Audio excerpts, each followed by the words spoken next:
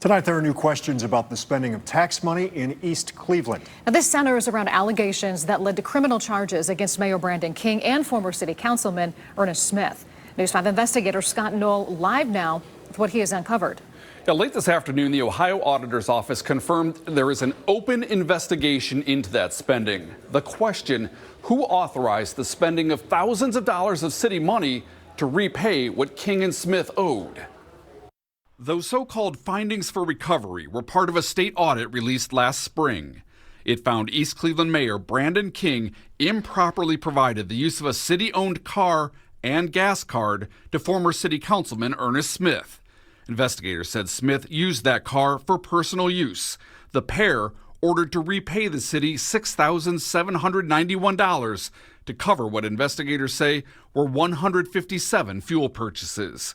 But News 5 investigators learned the check didn't come from King or Smith. Instead, a spokesman for the Ohio Auditor's Office confirmed its Special Investigations Unit was alerted that East Cleveland attempted to use city funds to repay the findings for recovery. In a statement, the spokesman says that would be an improper public expenditure because the finding was against Smith and King, and they were personally responsible for repaying it.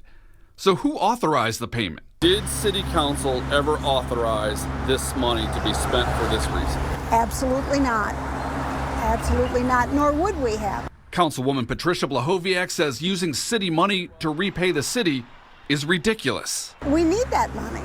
Every penny of it. We need it. We need more than we have. The Auditor's Office confirms there is an open investigation into the payment.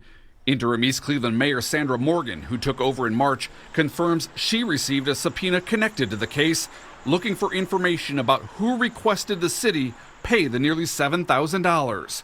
Morgan says she has not been able to find any written documentation pointing to who gave the okay.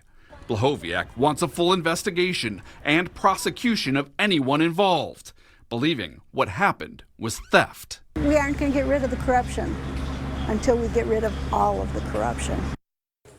Those findings about the use of the city vehicle and gas card are now part of criminal charges against King and Smith.